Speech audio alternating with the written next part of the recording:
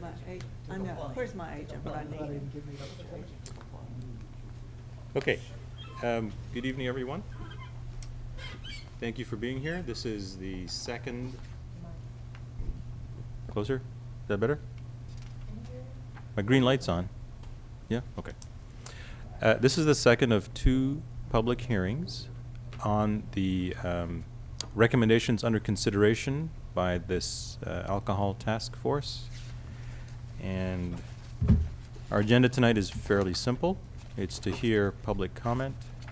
So let's just start with some introductions. To my far right.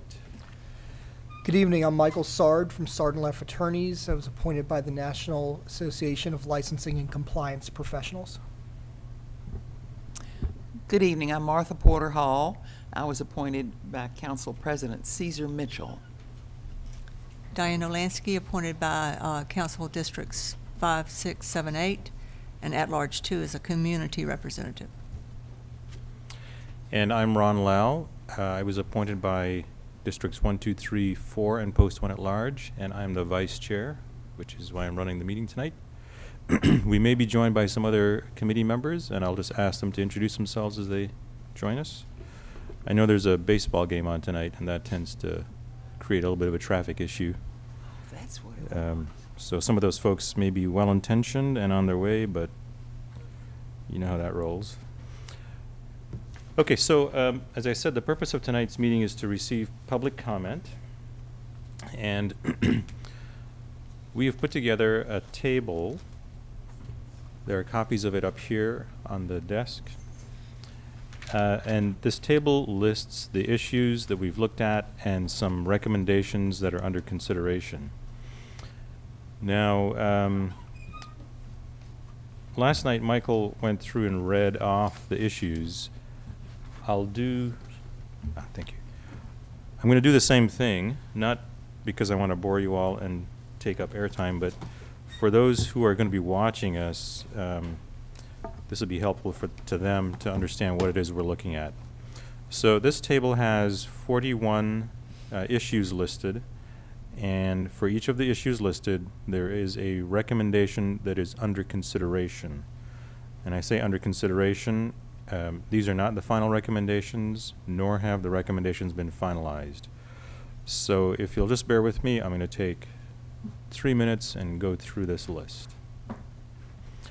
So the first item here is an alternative process for providing public notification of license applications. This would apply for new businesses and for change of ownership situations. Another issue, number 2, is bring your own bottle. Number 3 is prorating of the initial license fee.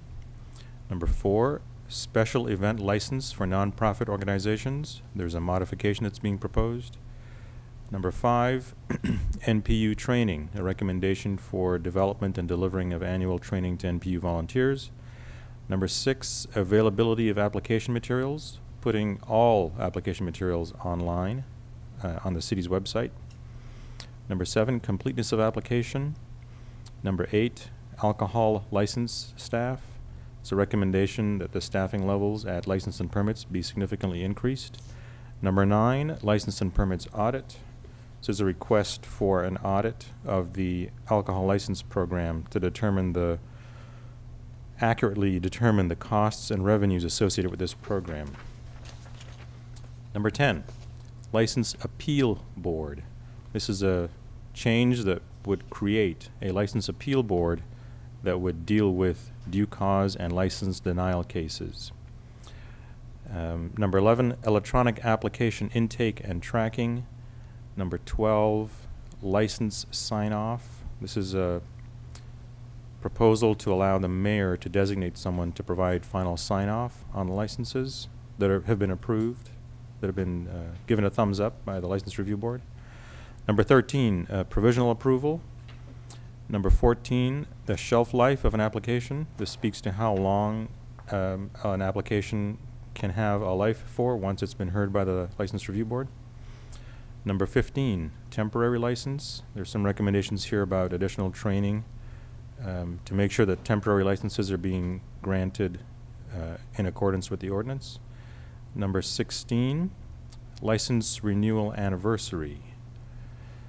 This is a proposal to change the ordinance so that licenses would renew on the anniversary date of the issuance of the license and not on the calendar year. Number 17, license failure to renew. This is about notifying the NPUs of these cases. License renewal audit, recommendation for an internal audit protocol to monitor completeness of applications. Number 19, permissible non-conforming locations. This is a change to the ordinance that would set up criteria for when grandfathering privileges may be lost. Number 20, enforcement. This is a recommendation to deal with site visits, site inspections, minimum of 2 times per calendar year. 21 is an enforcement issue dealing with 911 calls and how 911 calls are disposed of at a location where an off-duty officer may also be working. Number 22 is the penalty matrix, establishing a penalty matrix for violations so that there's progressive discipline for the first, second, and third violations of the ordinance. Number 23, a caterer license, establishing a new category of license for professional caterers. Number 24, entrance fees. This is to deal with entrance fees to restaurants and clarifying the ordinance language to make sure that it's clear when that can and cannot occur. Number 25, drink definition. So recommendation to include a definition of drink in the ordinance. Number 26, hybrid restaurant. This was a recommendation to create a new category for a hybrid, what will be called a hybrid restaurant, which would be a restaurant that would also operate as a bar during certain hours, provided it met all the requirements for a restaurant and a bar. Number 27, additional facility. And this is a proposal to change the method by which the fee for an additional bar on licensed premises may be calculated. And there are a couple of ideas here based on square footage and capacity of the premises. Number 28, licensed agent definition. So recommendation here for refining and positioning the definition of agent within the ordinance itself. Number 29, happy hour, half-price drinks. A recommendation about establishing some parameters for happy hour here in the city of Atlanta. Number 30, applicant testing. This would include a provision in the ordinance to require that each applicant for an alcohol take and pass a test. Number 31, server certification. So this would be this would require anyone involved with the handling and sale of alcohol to be to receive a permit from the City of Atlanta to do so. Number 32, convenience store license fee.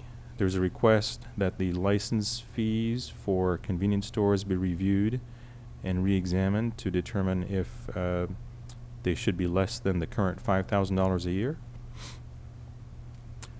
License fees, number 33. This is a recommendation that all license fees be reviewed with the possibility of correlating the license fee to things such as the square footage of the establishment.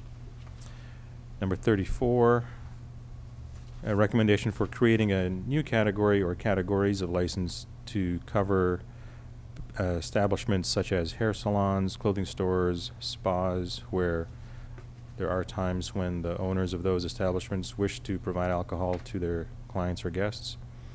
35, application notification.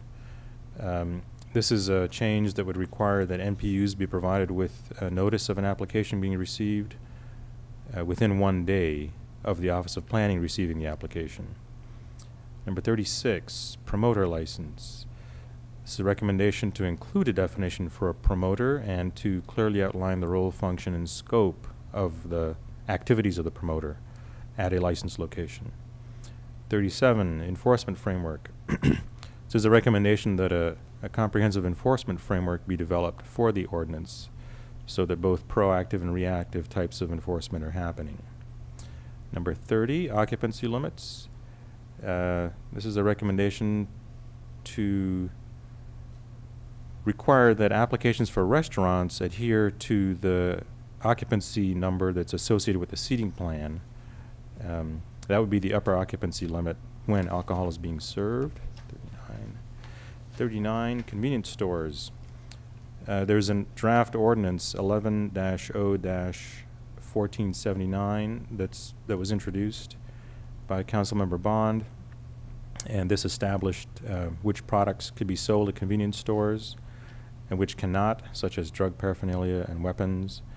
And also this would separate the sale of alcohol from the sale of adult entertainment materials, and also speak to regulating the placement of coin-operated machines and prohibiting gambling in convenience stores. Number 40, notice of application. This is also is an ordinance that's been introduced. It's being held in the Public Safety Committee. It's 12-0-1735. And this change would establish a notification process whereby the agenda for the License Review Board would list applications that have been recently received by the police department.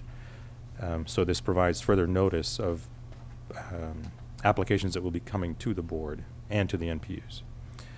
And last but not least, number 41, reporting of food and alcohol sales. And so this would require annual reporting of gross food and gross alcohol sales by all establishments that are exempt from certain separation distance requirements. So that concludes the list of recommendations that are under consideration. And so now, the microphone up here is open to anyone who would like to speak to any of these issues or things that are not on here that relate to the alcohol code. And Mr. O'Leary. Anything you'd like to speak to us? If you just come up here to that microphone, and let me just make sure that it's on. Hello, yes. I think it's wonderful what you've put together. I'm here on behalf of the Hilton Hotel down the street, and your wonderful organization's represented us for many, many years. Some questions that I had for myself was, and I was looking at the original document that you sent out last week, so I didn't have a chance to put the two of them together. Excuse me, sir. Yes. Would you please state your name? Yeah, Kevin O'Leary. And you're representing? I'm sorry? And who you're representing? I'm with the Hilton Atlanta Hotel. Thank you. You're welcome. Kevin O'Leary, how lovely. Can I just go randomly, or do I have to go in some sequential order? When you're talking about training, I'm just wondering, does the city really want to add on the responsibility of administering training for people in the food and beverage hospital? I mean, why couldn't we just have the Georgia Restaurant Association?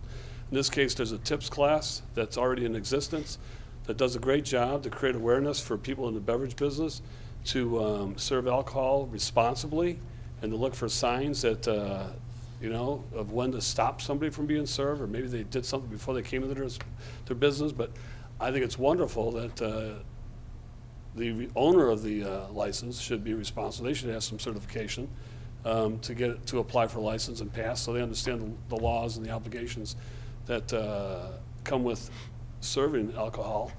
But I also think that the employees that work for the bar, even if they're part-time team members, whatever, they should all be certified in order to work in that person's bar. I mean, so they can serve alcohol responsibly, because I think we have an obligation with MAD to there's nothing wrong with having a cocktail, but like anything else, it's moderation. So that's my thoughts with training. I love the idea for the owner and for the employees.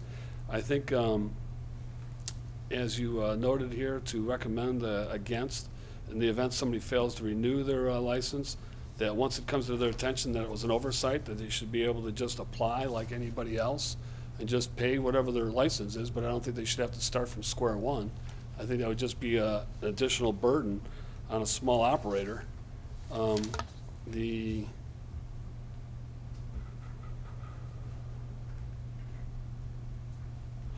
With regards to inspections, currently, can you tell me how often a licensed operation is inspected?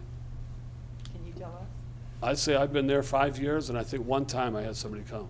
To think that they would come twice a year, I just really see this as a burden to the city, to the taxpayers.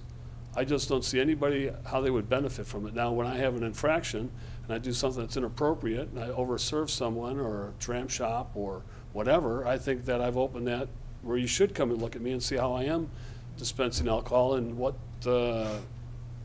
how reasonable and responsible I'm being. But I think to just say that a good operator, whether he's a good operator or not, he's gonna have 2 inspections, that just seems cumbersome. And it seems like you'd have to add staff to the city, you'd have to add additional employees, benefits. I just don't see where that's a plus. But now I see when an operation has a problem and there's fights and there's drunken disturbances and law enforcement has to come here repeatedly, maybe there's a certain number of times where they cross that line and now they've come under the radar of their local law enforcement. Yeah, I think those people should suffer the burden of whatever you decide. But to think that they would come twice a year, I just think, wow. With regards to a restaurant that randomly doesn't normally have entertainment, and all of a sudden they have a friend, and the friend's an entertainer, and he's in town, and he wants to perform a concert, I say, God bless him. I say, why wouldn't you want it? Why would he have to pay an additional fee? I just think they already work hard. If they can charge a cover charge and people would want to pay it, you know, and it's something that's out of the ordinary, I just think the restaurateur, the bar operator, I think that, and it's would be an exception, I think it'd be fine. Just as you noted for a non-profit, that they can have 6 opportunities a year to do things, and to get that license at $25, which is a very reasonable price, I think that's encouraging. But I think the fact that you allow them to do it for 3 days consecutively, I think that's all reasonable. I think those are all very, very positive things. And I think for an operation, in this case here, the $5,000 license fee, if a person's just beer and wine, I think it should be much lower than $5,000. I think it should be like 2.5 or 2,500, you know, 2,500. But why should they? You know, evidently they're doing that for a reason.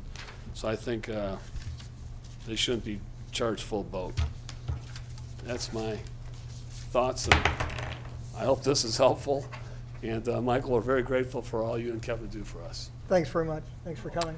Mr. O'Leary, Yes. if you wouldn't mind, I've got a few questions I'd like to ask you based on your comments. So just so I understand, the certification idea that's in here does not necessarily, it's not based on the presumption that the city would do the certification, Okay. but rather it's open to the idea that existing certification programs that are out there could be used. I think that'd be wonderful. I think the existing programs, I think, Michael, you could speak to it, I think they're fine. You know, we've always administered the training here in our market here for all the Hilton team members. You know, from the airport to Hilton Garden Inns, we have everybody come. They have all the literature. They have all, and the Georgia Restaurant Association can do this too, but there's businesses where I've spent the money to have my employee trained so he can certify, so he can administer himself. And it's much easier for me to do it that way as opposed to send them to a destination where they have to figure out, negotiate parking, maybe they don't have transportation, et cetera, et cetera. But that's not the case with the small local bar operator. But I still think for the local bar, the individual freestanding lounge, there's nothing wrong with his employees being certified, I think, Right. to serve alcohol responsibly. Yeah, so one possibility would be that the employee would go through that certification and then simply provide proof that they've been through that and passed it. Yes, and the And that would certification be- usually lasts 2 years. Yeah, and that would be part of the process for them to receive their, quote, permit from the city of Atlanta. Yes. So the idea was not based on the presumption that the city would do that. Okay. Rather, use what's out there already, take advantage of that, and not try to recreate something else. That's beautiful. The inspections 2 times a year, I will say that based on some research that's been done by academics, not by us, there is some very good evidence to suggest that if facilities, licensed premises are visited twice or more per year, the number of situations where sales to underage occurs drops drastically. And these tests were sort of blind tests that were done in cities where there'd be no inspections at all for a number of years. They would go out and do their typical underage buy attempts. And, you know, the failure rate, i.e. the number of times that they were successfully able to buy with an underage decoy, was in the 60 or 70% range. After 2 or more site visits were done, just site visits where they would come and do inspections, not necessarily doing underage things. After that, they would go back and try and do the underage sales, and that would drop to 30 or 20%. So there is a benefit to, based on this research, there is a benefit to doing those kinds of things. It may not apply in every kind of facility. So a restaurant may respond differently from a convenience store, may respond differently from a bar. But overall, there seems to be a benefit to doing that. And from what we've heard from the community, one of the frustrations is that there are things that are happening at locations that are not detected, not being observed.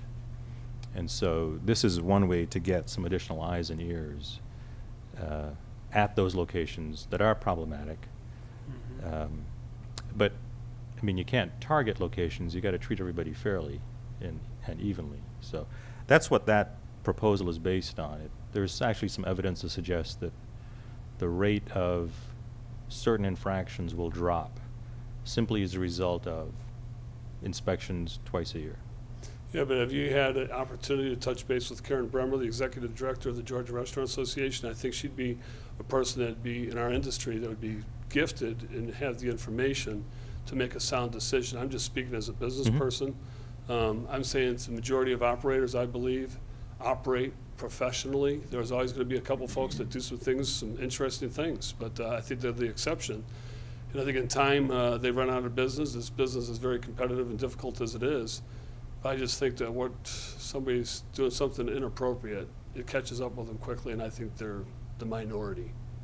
So, and I'm not, you know, versed with the research that you have, but I just find, and I've been in the hotel business 33 years, and I find sometimes in other cities that I've lived in, I have been exposed to where an inspector does come a certain time, you know, once or twice during the year, and I found always there was nothing really gained from my business. We didn't do anything differently as a result of that visit, and sometimes I found it was more of a trying to catch you doing something inappropriate.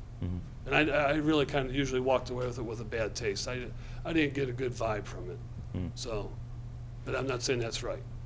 Well, I suspect the fact that you're here tells me that you're a good operator. Yeah, but I think that's what you're going to find the majority of all operations. Right. You know, I just find that this is how I've made my living for 35 years. I think most people in the hotel business, I mean, restaurant business, bar business, they're good folks. They want to feel have a nice time, enjoy a nice meal at a reasonable price, and come back and get home safe. Sure. So. Okay. And the last one I want to touch on was the entertainment. As I understand it, the reason that entertainment is allowed in certain locations and not in others has to do with the distance of that business to the nearest residential structure. Sure. And so if you're talking about a Hilton type of, you know, the nearest residential structure is going to be some distance away. You're probably going to be closer to your guests upstairs. Sure. And so entertainment, occasional entertainment in those kinds of situations is not a problem. Where it can become problematic is if you're a restaurant 300 feet or 600 feet from a residential structure. And so if you have, whether it's once a week or once a month, there's the potential to disturb the folks that are living Oh, I there. agree. But I think what's going to happen there is if that individual, that operator, isn't caring about his neighbors, I think his neighbors are going to report him, and he's going to be out of business shortly, because I think he's going to report to the police. The police are going to come for disturbances and say, hey, you're violating the ordinance for noise, et cetera. And I think after a certain number of citations, I think, you know, but again, I'm not familiar with, you know, with what you're exposed to. But I just find that, you know, most people are usually going to communicate with their neighbors, hey, this is what I'm trying to do. How do you feel about that? They say, no, we're not keen on this idea. I'd like to think that the person would be respectful of the people in his community and say, we're not going to do that. Yeah, unfortunately, that's not been our Yeah, experience. so then I think you'd have to go with what you've researched and your Yeah. due diligence has shown you, so.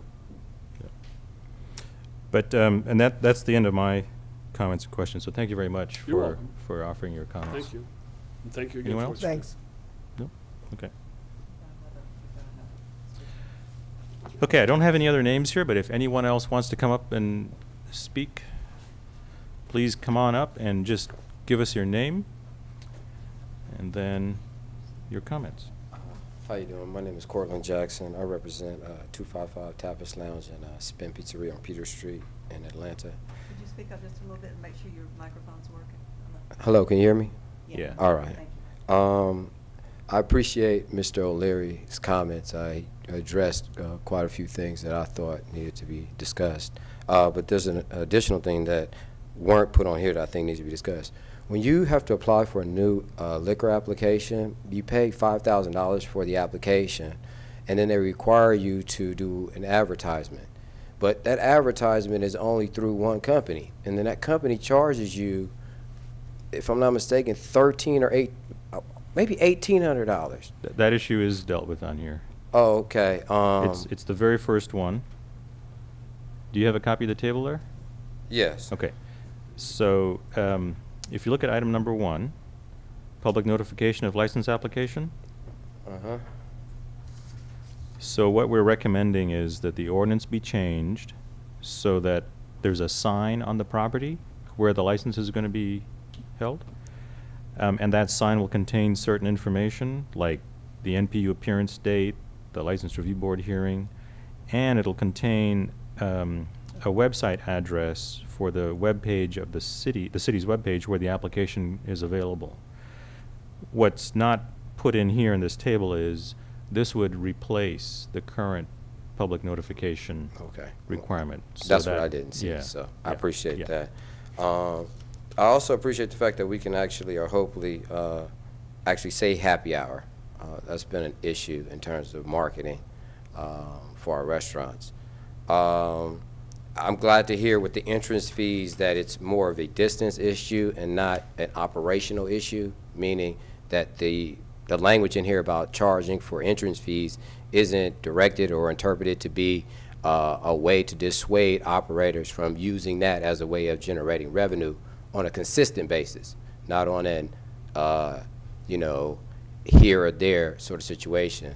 And I just want to make sure that that's the intent of that language and not anything other than what we just spoke of in terms of the distance and from the residences. And as long as you conform to that, then we should have any problem with entrance fees. So, Yeah, the intent here is that if you are a licensed location, that under the current ordinance, you can have entertainment, which means you meet the distance requirements Awesome. that provide for that. absolutely. Then what this is attempting to do is to make sure that restaurants that are inside that distance that shouldn't have entertainment aren't charging Okay. Absolutely. entrance fees. No problem. So long as you can apply for and meet the requirements for an entertainment license, then you should have no issues with entrance fees. Right. Okay, thank you for that. The other issue that just wanted to talk about was the grandfathering. Mhm. Essentially, if I own a building and I'm not a bar owner and I put a tenant in that is a bar owner, and then they happen to be a bad operator or do something wrong and they get a 12-month suspension, it seems a bit burdensome on me as an owner to now have to be deprived of the opportunity or the economic opportunity of releasing that facility for that specific purpose. And so I hope as you continue to think about this, you weigh in the complicity or non-complicity of the owner in their involvement in what's happening or not happening in operation before making that decision if the operator isn't the owner themselves.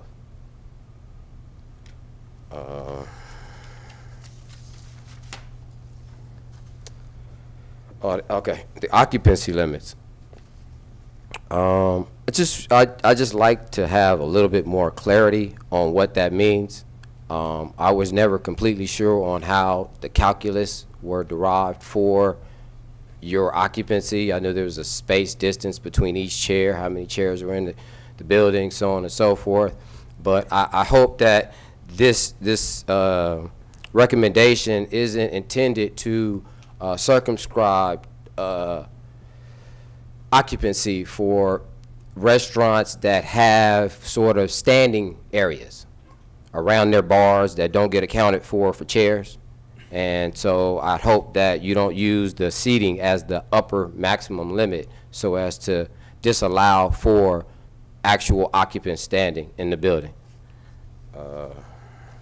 Can I respond to that? Yes. So the wording here is very brief, and so it doesn't explain everything behind the intention here, but the intention here is that when the fire department issues your occupancy number for a restaurant based on the seating capacity, that the seating capacity, and in the instance that you described where there's a bar and there might be standing room with that bar, that number be your maximum occupancy number. So here's how your seating plan works, and then there's some consideration for standing room at the bar. What this is trying to prevent is the circumstance where the application is for a restaurant, but then at 11 o'clock at night, all the restaurant tables disappear, and the entire place becomes standing room only. And what that does in some locations is it creates pressures on the neighborhood because there isn't enough parking at the location for complete standing room occupancy. So there's parking on the neighborhood streets. Nothing wrong with that, because the streets are public streets. But that's not how the application came to the neighborhood initially. It came as a restaurant. It didn't come as a standing room only bar. And so what we have happening is we have locations that are changing from restaurants to bars at a certain time of the night. And it becomes a completely different operation and not one that was applied for or approved by the neighborhood. So this is an attempt to recognize the reality of a restaurant with a bar, that there has to be some additional standing room capacity, but not that the maximum occupancy is what that facility operates at all the time. So does that make sense? No, that does, and I like the choice of language. I hope that it remains in play, which is standing room only as created by the removal of furniture. Because I believe if long as the furniture stays in place and you have an occupied floor area, I wouldn't like that to be misconstrued as having the area being cleared for standing room only. Right. So as long as there's a recognition that as long as the furniture isn't removed and one is operating as such, then there shouldn't be a classification as such. And then the last thing is the reporting of food and alcohol sales. I'm just curious to know why that's necessary. It was my understanding that that report were necessary when Sunday sales were not permissible, and so they needed to determine 4951 for the privilege of serving alcohol on Sundays. But if that privilege is now no longer a privilege but a right, why is it necessary for the operator to provide its food and liquor sales if, or you answer me, what is the purpose of that data's use and what reports are going to be formed from it? Because I was under the distinct impression that was just to determine whether or not you could serve or not serve on Sunday. I don't want to be hogging the microphone here. Anybody want to take You did a great job. Okay. So there are situations where an application will come in as a restaurant. And the reason it comes in as a restaurant is because the separation distances for restaurants are waived. But in practice, it's actually a bar. And the one way to establish that is to look at the food and alcohol sales ratio. So this is a way, I guess, of making sure that restaurants that businesses that applied for a license to be a restaurant and that said to the community, we're going to operate as a restaurant, are indeed operating as restaurants and not as bars. And I agree with that completely. Being in the industry, I would have thought before I started that, yes, if you sell food and alcohol, you're going to serve 50% food or 51% food and 49% alcohol. That's if you got great, superb, excellent, every foodie loves your food spot. The reality is your food sales are about 70 to 30%. And I think if we don't recalibrate what the expectations are of a food and beverage operator, you're going to create the instances where people are going to try to manipulate, for lack of a better word, the situation to create numbers that aren't realistic to begin with. So I think, like the gentleman referred to the GRA, I think we need to look at what industry standards are today in typical operations and take that into account before we use these tools as opportunities to potentially penalize operators. So let me ask you, I think you raise a really good point. The city right now, with the current ordinance, is using that 51-49 split.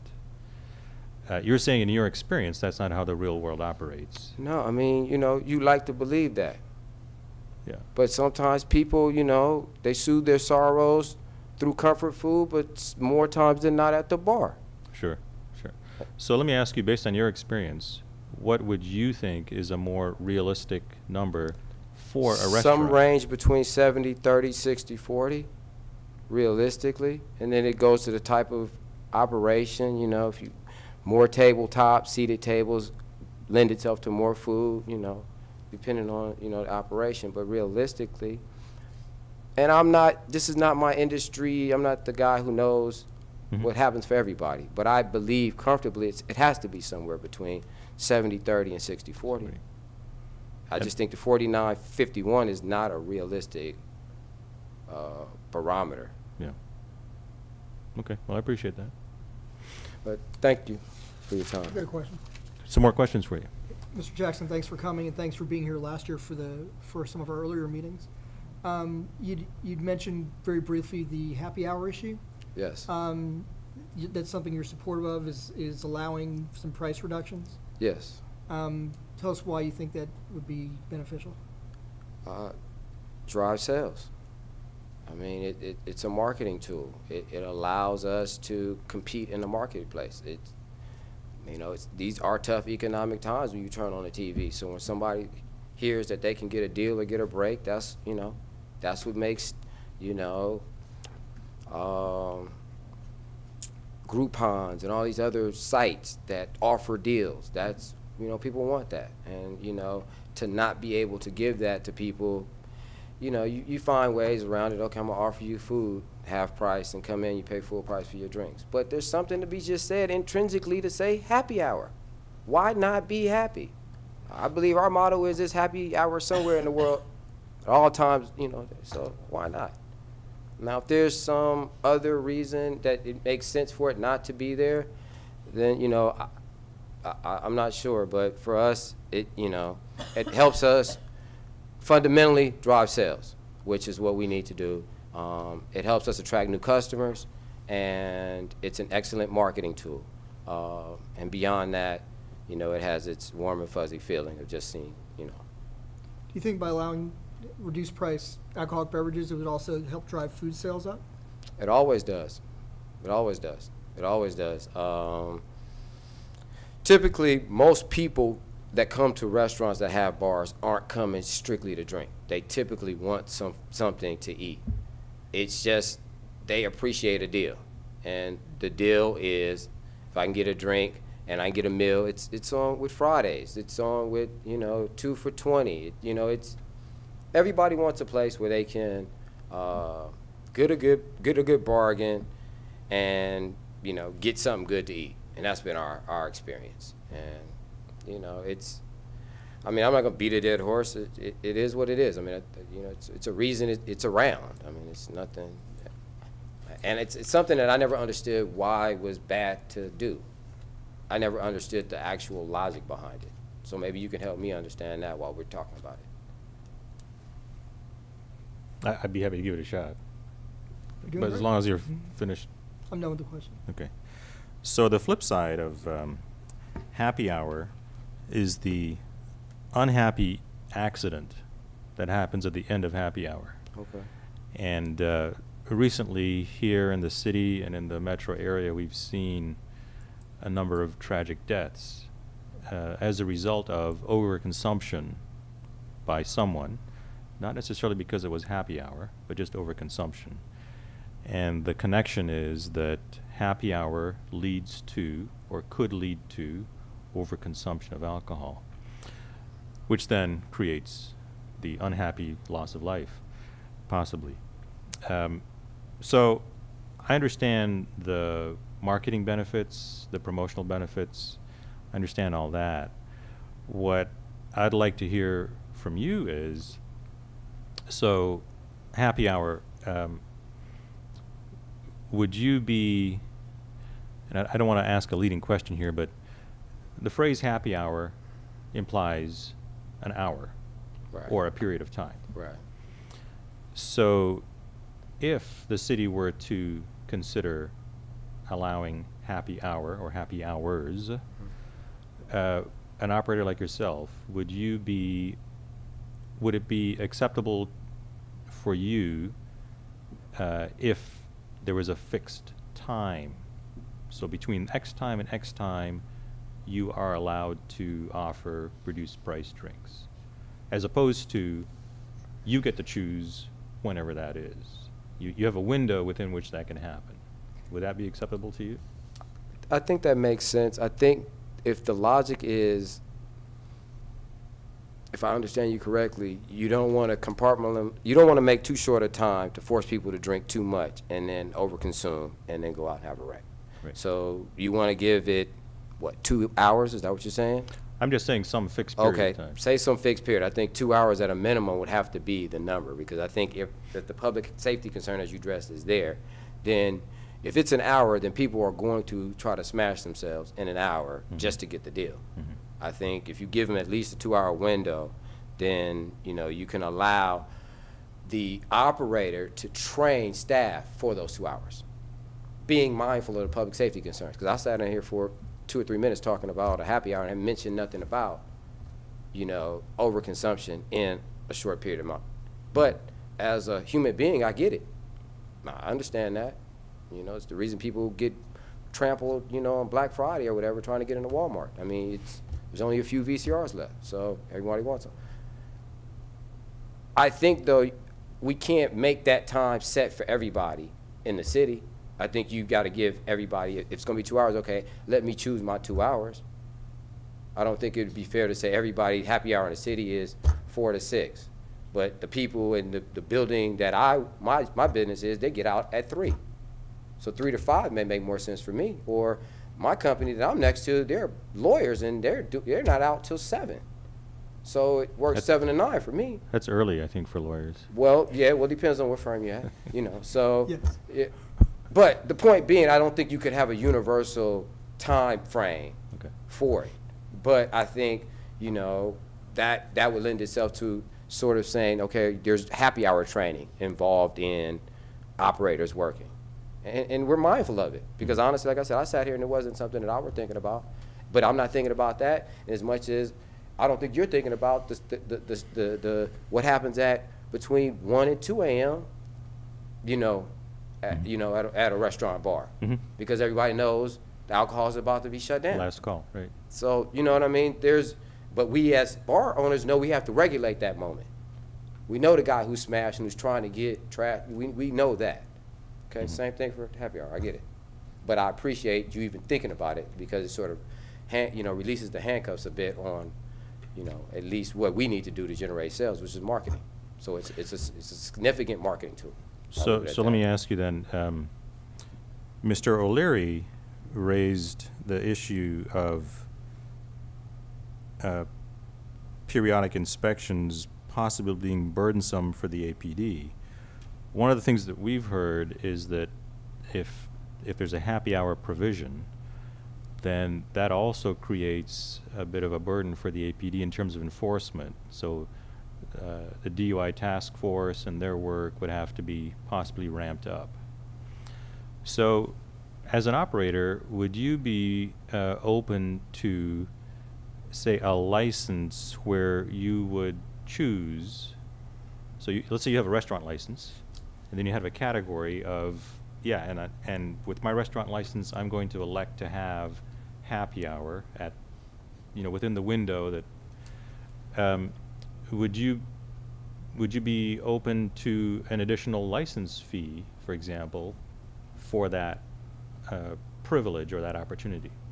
An additional license fee for, let's be clear, what would this fee be for? To allow you to have happy hour, and then that fee would help offset the additional costs that the APD is going to have to go out and do enforcement after the happy hour to pick up those folks that shouldn't be driving at that time. And that relates to what Mr. O'Leary said. What did you say? How did that connect to Mr. Leary's? Well, he talked about burdens on the APD, and that he thought that okay, I inspections got you. of two. Right. So this is, I'm just saying that this is a similar way of imposing a burden. I think it's a redundant fee opportunity.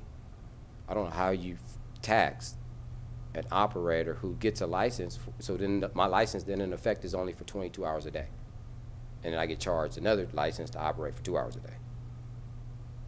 I mean, the redundancy just in the paperwork seems to outweigh the cost of implementing. That would just be on just a pure level.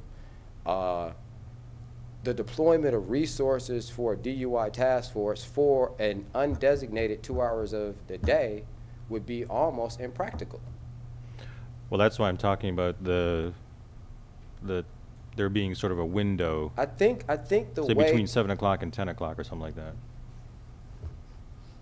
I mean, yeah, but I mean, I think if we worked on really educating the operators and educating the if you're going to do this, like you want to charge for server training, then make that a very distinct part of the training.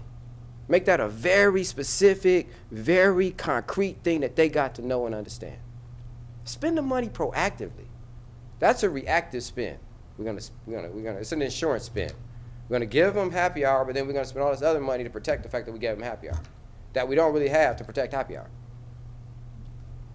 It's like now we're putting ourselves, the communities are gonna get upset because there's not gonna be enough DUI checkpoints because there's not enough police. And then we're expending resources that don't need to be. You got other issues that we need to be addressing. So now we're creating an issue.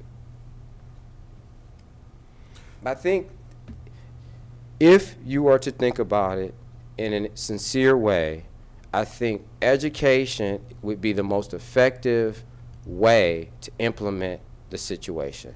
I don't know how you could logistically tack a fee, unless you just tack a fee and say if you want a happy hour, then that's what you want. Then that's what it is. No problem. Don't make it onerous and make it make sense, and sure. But I think to weigh that argument on the deployment of resources, and I just don't know how far that goes. And I understand, though, Mr. Leary's point. If you want to create provisions that are untenable, it doesn't truly make sense. He and I both know there's just not enough officers. We operate because we want to be here. Doesn't make sense not to be a good operator. I have the Liquor Review Board on my back, I have APD on my back, I got community on my back, I got everybody on my back, and I got to still put my kid through school, pay mortgages, and do what I got to do. Doesn't make sense. So at the end of the day, that's not what we're here to do. We're here to participate correctly. But if there aren't enough resources physically, then why put somebody in a position to do something they know they can? You got 5 officers, and you're going to tell them those 5 got to police 500 applications twice a year. They can only get to 50 applications, and those are just the most egregious offenders. It's the reality. Let's stick with the reality instead of the hyperbole or the thought of what could be or some manufacture. This is what it is. So we want to effectively deal with it, and let's deal with it that way instead of putting out things that really aren't going to effectively address the issue. Mr. Jackson, I'm sitting here suddenly struck by some of this argument could actually be for the other point of view, and that is, why do we go for happy hour when we don't have the resources to deal with drunk drivers that we have now? And there are plenty of studies that show happy hour leads to an increased consumption for the simple reason that we are humans. We're going to get that good deal. We're going to slam ourselves in that window of time, and it dramatically increases people getting behind the wheel of their cars because, let's face it, Atlanta is still very car-centric. The chances are that they drove themselves to the bar or restaurant, they're going to drive themselves home. We don't have the resources. Nobody wants fees raised. Why in the world would we add happy hour to an already problematic I completely structure? I mean, there's always going to be the opposite side of the quarter. I mean, that's what, that's how this thing works. So I get it completely. Yeah, it's working fine without it. I mean, we're doing okay without it. I was just saying, great for you thinking about it. If it's something that's going to create that much of an issue, then let's look at the real facts. Let's look at cities, major metropolitan cities with similar size, similar demographics, and look at those that have implemented happy hour and those that haven't. And let's look at the DUI accident rates. And let's determine empirically whether or not this is or isn't a situation or something that we think may be without looking at historical data. The historical data comes back and says, hey, the trend is happy hour increases DUIs between this time and this time between 60, 70, 80%. Okay, makes no brainer. But if the data doesn't come back and say that, then let's not project that. Let's work with what it is, and then we'll go from there. So, but I thank you. And I have one more for you. You raised the point about server training and education. So you think that would be, whether there's happy hour or not, do you think that's a... I mean, if you can do it, I'm agreeing with Mr. I don't want to say Leary or Mr. O'Leary, but if you can do it and it makes sense. Otherwise, just say what it is. You want to charge a fee for people to serve drinks as a revenue-raising, situation for the city. Okay, it is what it is. We know. But let's not put that under the failed gaze of it being something else, and now there's this, we got to do this, we got to do that. If it's go down there, sign up, pay your money, get your license, cool, boom. If it's going to be anything more than that, then make it something more than that. Don't just make it something that somebody just got to go through just so you can go through the process of saying you sent somebody through something. Mm-hmm. So you're saying make the education Make meaningful. it worth something. Make the city pay for a trainer to train whoever's going to do the program, to be trained properly, to train the people properly. Don't send somebody here that don't really know that much about what they're talking about to tell other people that are about to be in the industry what to do. Have qualified, competent people giving qualified and competent instruction. We're going to get qualified and competent, workers. It's going to work for everybody. Well, I think part of our thinking is that those trainers are out there already. They don't need to be reinvented. Well, it makes sure then that there's somebody that's actually making sure that it's a real substantive program. Mm. And if it isn't, then be honest and just cut the fat and let us pay the fee and let us keep moving. And we'll go to TIPS training and do what we got to do. Right. Do you currently use the TIPS training program? Absolutely. Have you been well satisfied with the instruction? Any education is good education. Any other questions? Well, thank you very much for entertaining our questions and for the information. Certainly. Just, Again, just Kevin reintroduce O'Leary.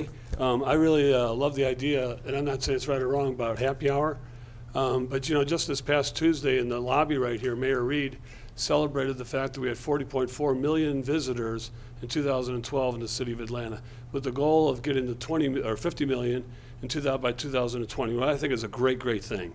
And I think the city is a great city, and people evidently are enjoying what our city has to offer, and they're coming here. But I think, as my colleague here sees, that our guests come from all over the world. And there's a certain expectation when they come here and they find that you don't have happy hour, you don't have some of these things, it's like, wow, what's going on here? You know, so we're really not competitive with some of these other cities that would love to steal some of these conferences and big citywide conventions. They go to Orlando, they go to Las Vegas, they go to these other destinations, Chicago, LA. So I'm saying, why can't we be competitive with them? Just as they had the conversation recently about what can you do on alcohol sales on football Sunday when the Falcons are doing things and these restaurants can't serve until a certain time. It's like crazy. These people want to have a little fun. They're eating food in the restaurant. Why can't they have a Bloody Mary, a bottle of champagne or whatever, mimosa, what they'd like? So I just think it's something, if you're considering it, it's great. But again, I think I would defer to Karen Bremer, you know, with the Georgia Restaurant Association, is a wonderful resource, and he probably already has the data from cities who has the current best method of what are they doing when they do have a happy hour. But to put a time frame of 5 to 7, as he shared, it doesn't work. I mean, next be a factory, and everybody gets off at 3 o'clock, and the time for me is really 3 to 5, because at 5:30, ain't nobody down there by my neighborhood. So I just think that's a wonderful thing to consider. And I think the other thing about the 51-49 food alcohol ratio, you know, for my goal, you know, most restaurateurs, their goal is, you know, where we really make our money is in beverage sales. So, I mean, that's where we make money, and that's where we're happy. That's where we really celebrate. But again, we want to do it responsibly. You know, we're not here to get anybody hurt or have anybody not be able to come back. And if someone gets injured or they lose a loved one, no one wins. But our goal, in where I work, my goal, selfishly, like in Trader Vic's, one of my restaurants, is if I can get to 60% food and 40% beverage, I'm a happy, happy camper. And when I started, I was at 32%. So recently, we're at 36%. So you can see when people are asking you to get to 49, 51%, it just really is unrealistic. It's not really an achievable number. So I think, as you said, is that number 30%? Is it 40%? There's got to be something, but 50, 49, and 51, that's not the ticket. I don't think it's realistic. And I think people do, it kind of lends them to cooking the books, doing something creative, and I don't think you're really getting the true pulse of what it is happening out there in the restaurant industry.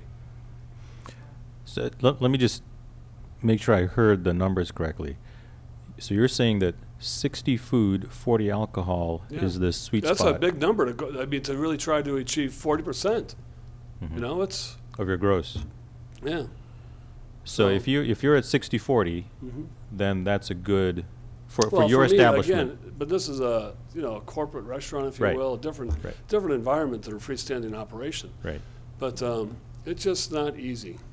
You know, is all I can say. So I think sometimes when you're putting the pressure on that they have to have 50% of this sale, it's really not achievable for a small bar operation. I think that number, if you come down to 30% for them, I think, you know, something they can embrace. And I think the same with the license fee. If you're going to allow me to serve happy hour and I'm going to pay more, I think that's crazy. I think already I'm paying a lot, $5,150, I think, a year for each license. It already seems excessive, and it went up substantially, I think, about 2 or 3 years ago. So I think it's a big burden on a lot of operations. So, thank you. I've got a question. I've got a follow-up question. You all carry a lot of wines, Yes. I'm assuming.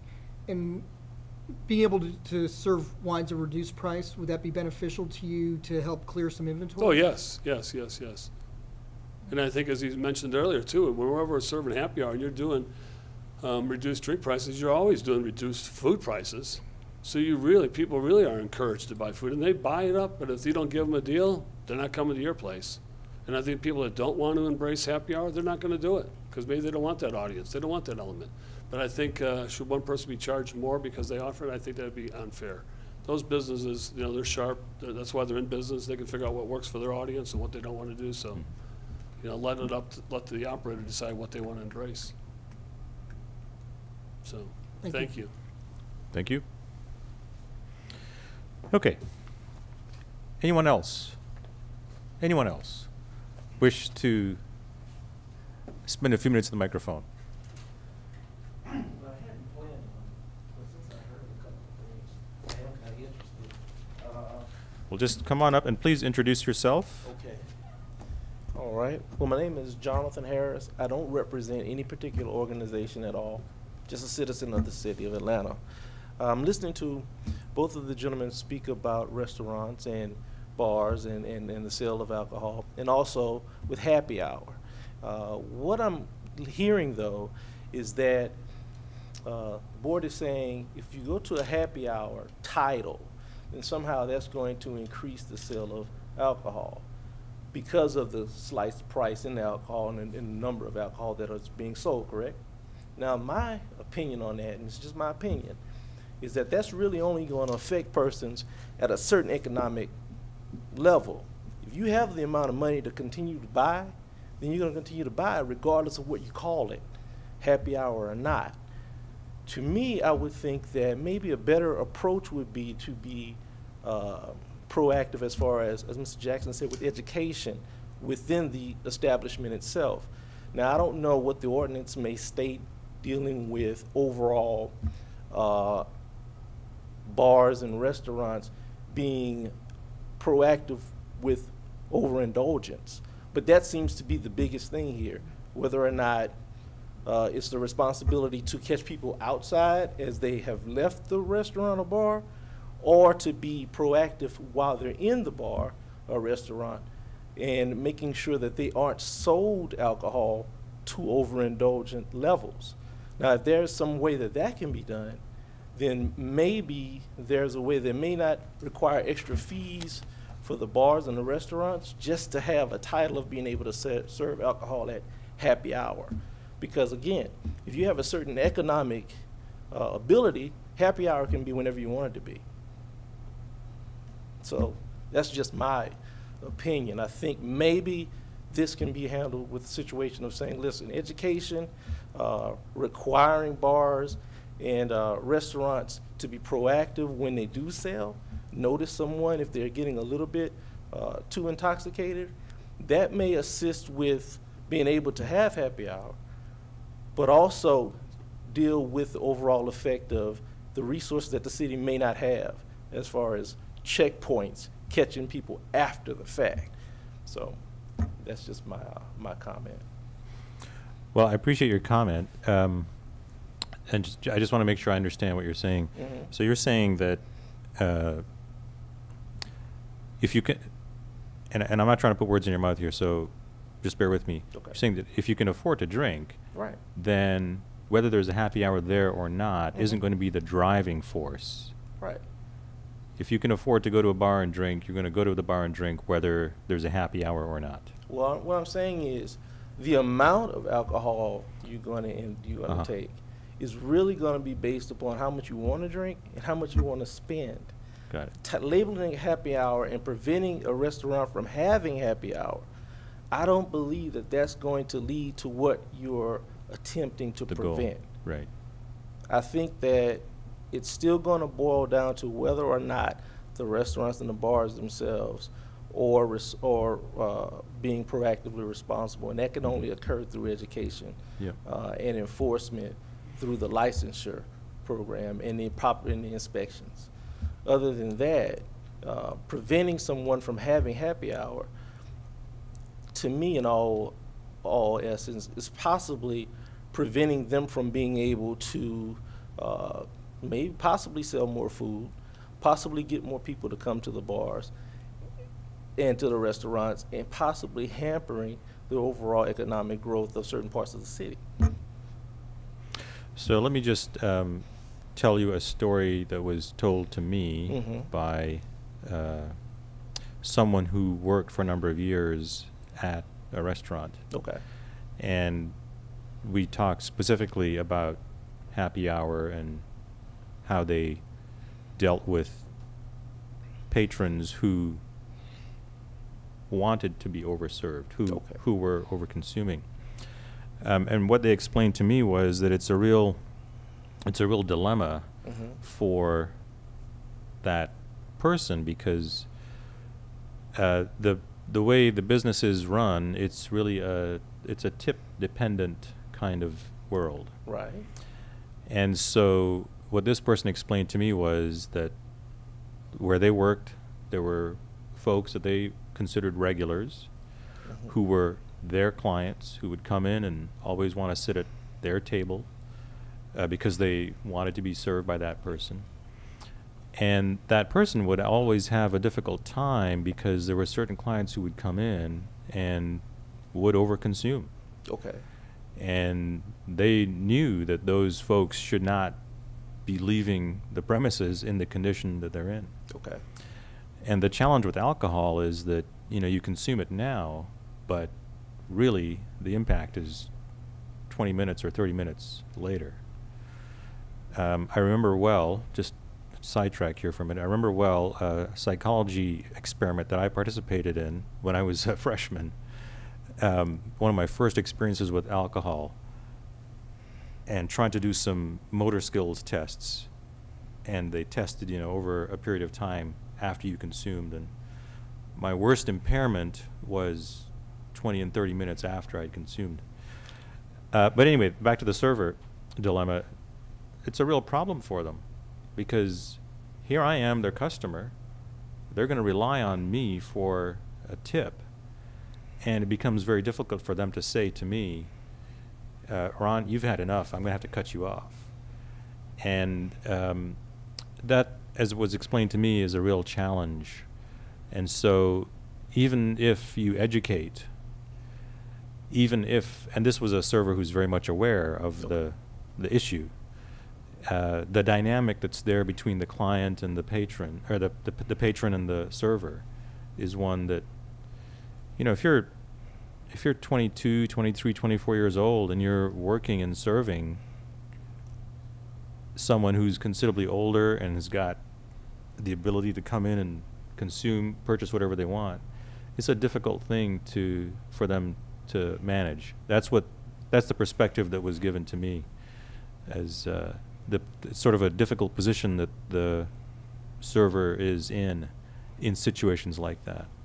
Okay. But I'm not understanding what you're telling me though. You're just So if you saying- have happy hour and and I go in and say, well, I'm entitled to 2 for 1 for the next 4 hours, just keep them coming.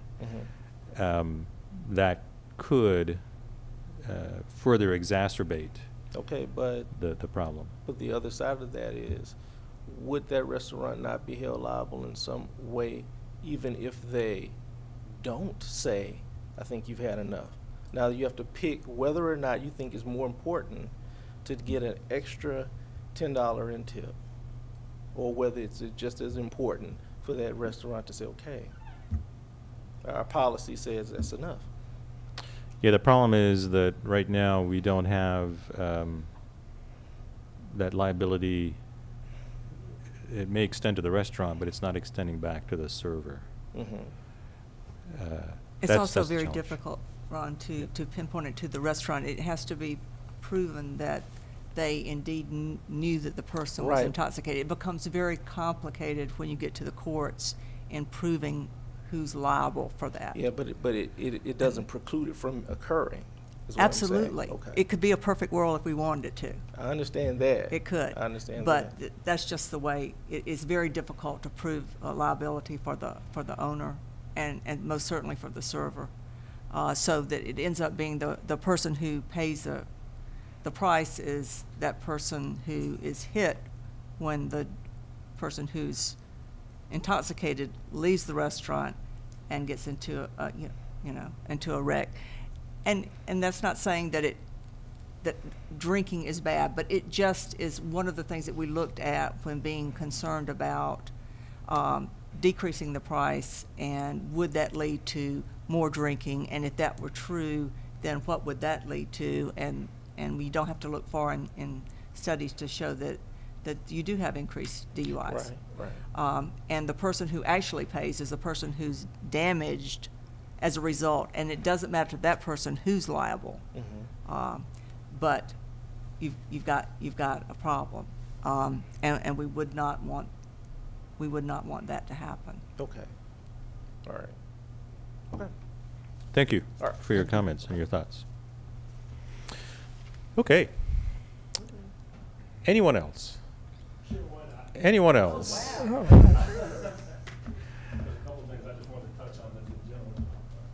Great. Well, please, your name, rank, Sure thing. and I'm Sergeant Paul Finch with the Atlanta Police License and Permits Unit. And I'm intimately familiar with some of the things that y'all have talked about. One of the first things I wanted to make it, can everybody hear me all right? I don't know if that's. Yep. Well, the first things I wanted to make a comment on was when you were talking about the reporting of the food and alcohol sales, what the driving factor that we're seeing from an enforcement side is the benefit of being a restaurant versus the benefit of being classified as a nightclub. And it's twofold. It's Sunday sales, because nightclubs are still prohibited from selling alcohol on Sunday. Even though state law says convenience stores and restaurants can sell, nightclubs are still, by city ordinance in Atlanta, prohibited. So if you're licensed as a nightclub, you're not open on Sunday. That's one reason everybody wants to be a restaurant. The other is 18 and up. If you're a restaurant, you're allowed to have 18-year-olds in your establishment. If you're a nightclub, you have to be 21. So what we're finding is that everybody wants to be licensed as a restaurant and then move the tables out of the way and open up the dance floor and allow the 18-year-olds in to dance and not consume alcohol. And again, this presents an enforcement dilemma for us. So just be mindful when you're addressing that that's the reason. I'm not saying whether we do or don't want to require that reporting. That's really kind of beyond where I'm coming from, but I'm just trying to make sure that we're aware of what the full consequences are and the reason why an establishment would say, hey, I want to be a restaurant rather than a nightclub. Because you think, what's the difference? The fee is the same. Well, the advantage is that I can expand my client base and I can be open on Sunday. So that's really what we're looking at from that particular. And the distance issue. Well, the distance issue is part of it too, and I realize there's some differences, but I've got plenty of places that I know are licensed as restaurants but operating as nightclubs, and they're nowhere near residential areas. So, and I know that's a specific concern for certain NPUs are the distance things, but there's other areas, Midtown and some of the other areas that are primarily just entertainment districts, but they want that to be able to bring 18-year-olds in, and I'm not, like I say, passing judgment one or the other. I just want, when you're making your recommendations, to make sure that those are the things that you're looking at. If you want to say that restaurants need to report, then all restaurants should need to report, so that we can make a determination if you're really a restaurant or not. Because right now the process requires auditing, and we talked about manpower issues, and it's a very time-consuming process to audit these restaurants. So that's where Mr. Sarr, go ahead. I thought that in response to us raising the concern last year, the city council's already adopted an ordinance that requires reporting this year, and that the businesses have to certify that they're going to have to certify their food alcohol sales. I think that's already happened. Well, that's excellent. I have not seen that legislation yet, and I wasn't aware of it. So if that's coming through, that'll help us I've kind of, from enforcement. in the back of my mind, think it's already, last year when we were discussing the issue, that was something that's been introduced. Introduced, but still being held. I thought it had been adopted, actually. I thought that was something that happened very quickly, and it was in essence correcting something that was already in the code. I'll check. I'll see if I can find out. That was pretty much it on that one. The other big topic seemed to be happy hour, so I'll touch on that. The current legislation prohibits drink specials of any kind. It's a very difficult ordinance to enforce the way it's written. We have tried to enforce it based on the advertising of drink specials, and city court will not accept that. It requires us to purchase a drink special, and that requires some undercover work and a few more things that we're capable of doing, but I'd much rather spend my resources on underage and some other things that I think are more important. That's my personal opinion, and things that need to be addressed. So I guess what I'm saying is that whether you're for or against happy hour, just consider that the way the ordinance is written now, it is difficult to enforce as written. So whether you put a time frame on it or not, or allow it or not allow it, I guess I'll go back to what the gentleman said about if there's a study that shows that it causes more DUIs, then obviously it's something we don't want to consider. But if the study does not indicate one or the other, or shows that it really doesn't affect it, then I would say that go ahead and let happy hour and encourage the trade. And again, I don't have any studies. I couldn't tell you from one way or the other how it affects. I know. Sergeant, if you had unlimited, if you had an enforcement unit that was what it should be. It was unlimited, sure. Or not even unlimited, but much, much better than what you have now. Yeah. So that you could More. really look to address. More bodies. Yes, to address many sections of the code instead of just the handful that you can really focus on, because that's really all you've got manpower Right, for. right. You're saying your issue with happy hour, as far as the fact that it's there and you question it, or you're not sure that it should stay there, is a manpower issue. Is that correct? Well, again, I'm speaking to the current ordinance and just letting you know it's a difficult ordinance to enforce because it's a time-consuming ordinance, and that's Which what I'm speaks to looking at. So manpower. that speaks to manpower. Okay, And thank you. that's my concern with it as it stands now. And I don't want to get into personal opinion, whether I'm in favor of happy hour or not is really kind of irrelevant. We've had that discussion before. So I'll tell you that, yeah, I'm like, let's have happy hour. But as long as it's not costing people's lives. You know, I mean, I've been to plenty of big cities, Chicago, you know, you go to Detroit, everybody's got happy hours. So I think it's a positive thing as far as bringing in business and convention business to the city. If it's going to cause, if studies show that it's going to cause deaths, then no, we don't want to have that. No matter, that's not worth any of the business in the world. So that would be my, opinion on it. So, what else do we got that? Can I ask you a question Sure, about go that? right ahead.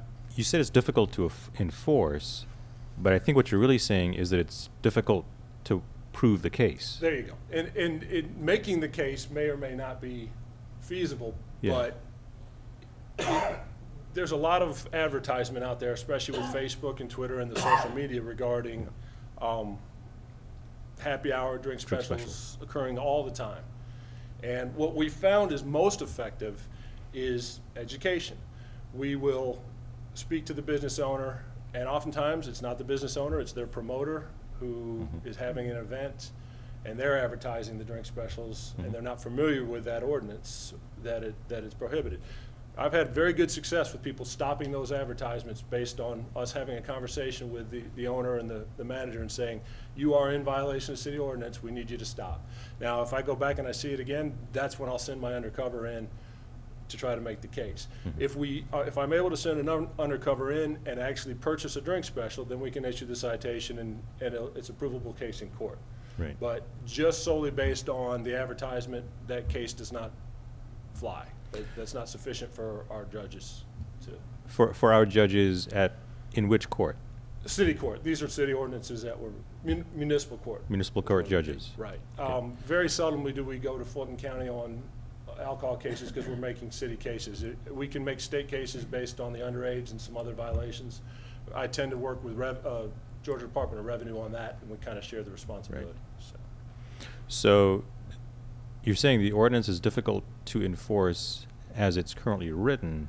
It's actually the bright line that the judges have set is fairly high.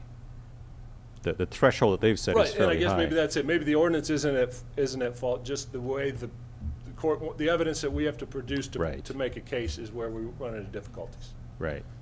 But, Ron, it would be the same if for underage sale. You couldn't go to, you couldn't issue a ticket because someone told you, or you had read somewhere that underage sales had occurred at a business. You would actually have to expend the manpower And to go correct. in and do that. And it's the same thing. I think what Right.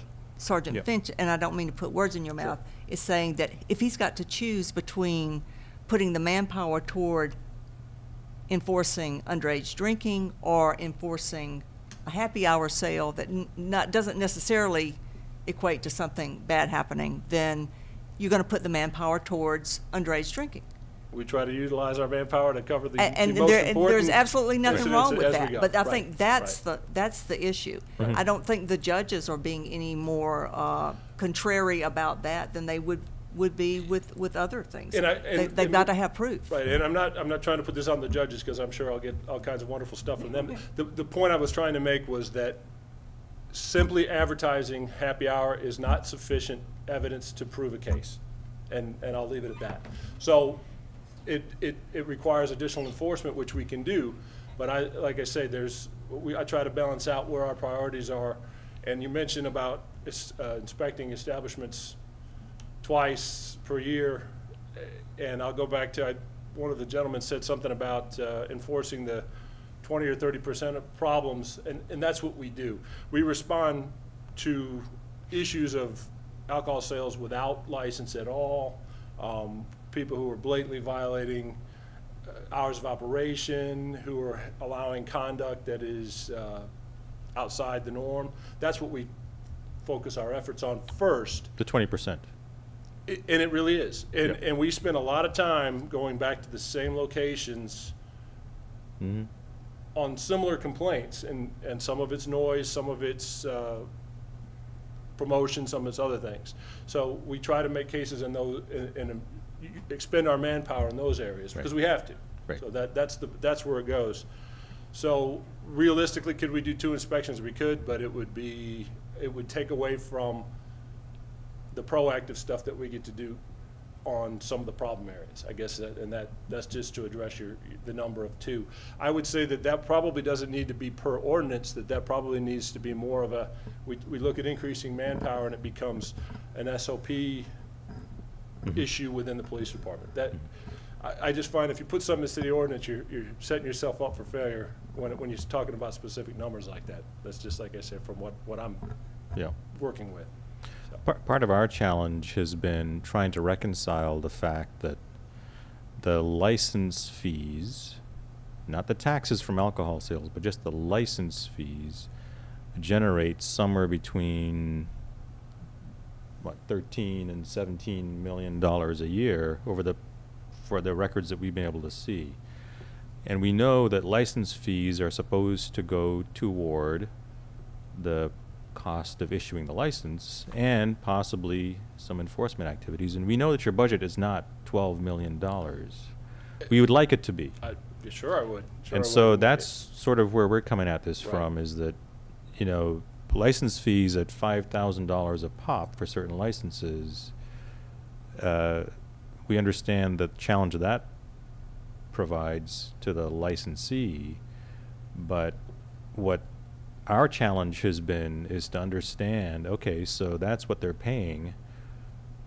Why are there only the numbers that there are at license? And this is not for you to answer. Right, and you're right. This is what we're trying to. But and I understand that, and that was actually something rather enlightening to me as being part of this process recently, was that was specifically the way the fees were supposed to be utilized.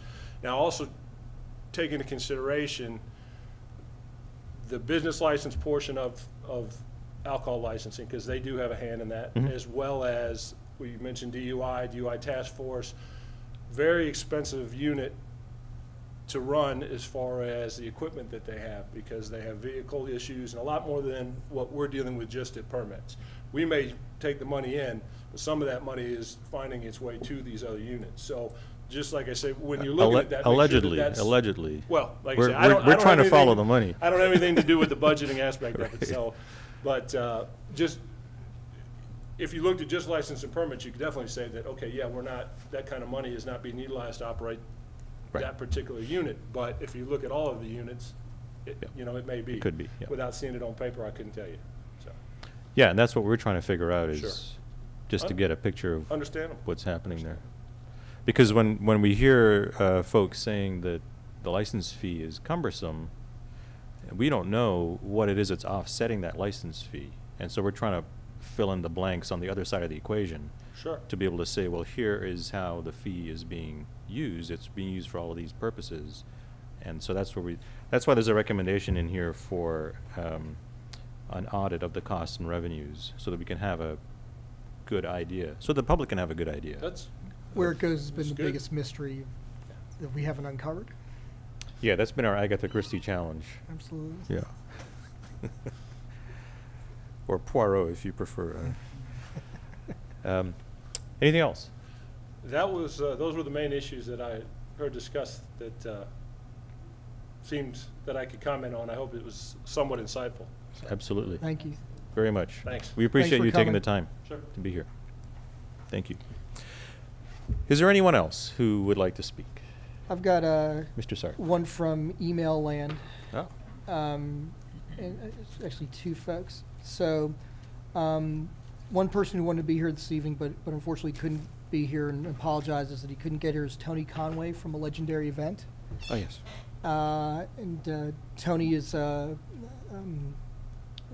he has a business that basically is an event facility in Buckhead, and he's also gets lots and lots of special event licenses throughout the year. Tony's just quick comment. He didn't really give me any. He had intended to come here this evening to speak in support of catering legislation, that there should be some catering license. So that's what I have to say for Tony, on Tony's behalf. Also, there was an email sent from Adam Noyes to Councilmember Bond that Mr. Noyes was kind enough to copy me on. He is the president of Proof of the Pudding, which is another company that is heavily in the catering business. They hold some annual alcohol licenses around the city at places like the Civic Center and the Carter Center and the World of Coca-Cola. So I'll read, with your permission, I'll read Adam's email to Councilmember Bond. Sure. So it says, good afternoon, Mr. Bond. Unfortunately, my calendar does not allow me to attend either of the two public meetings this week in regard to ATAG's recommendations being made for changes to the City of Atlanta's alcoholic beverage code. I'm writing you in support of these recommendations, particularly catering license, as I strongly feel these recommendations will mutually benefit both the public and the business community. The creation of a caterer license is a key focus for our company. The ability for catering companies to be able to obtain caterers licenses could provide more control over the process, provide better customer service and variety of products to our customers for their private events, improve public safety and responsible service, and lastly, generate new licensing and permitting fees for the city. For the past 32 years, Proof of the Pudding has been responsibly managing over 20 food and beverage venues in the city of Atlanta and is respectfully asking for your support. Please let me know if you have any questions or feedback. Thank you for your consideration. Best regards, Adam. Thank you. You're welcome. And Mr. Conway is of a similar. Similar opinion. Great. Okay. Okay. Anyone else? Anything else? Is there any particular reason why you would need to have an on-premise consumption of alcohol? If I had a barbecue business. Actually, for the benefit of the audience, your seats back there aren't microphones, so. I don't mean to take up time. No. I'm just curious, if I don't have an actual alcohol license, but say I have a barbecue business, and I'm not serving alcohol, but obviously someone loves my rib tips and wants me to cater their wedding, why would I be disqualified from